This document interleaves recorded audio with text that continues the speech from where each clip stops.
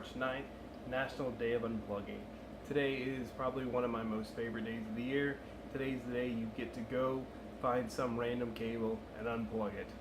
Take it to somebody around if you don't know what it is and say, hey, I unplugged this. Do you know what it goes to? It's a very fun day, especially if you're around computers and IT. Lots of cables, lots of fun. Just remember, unplug it. Thanks everybody for watching.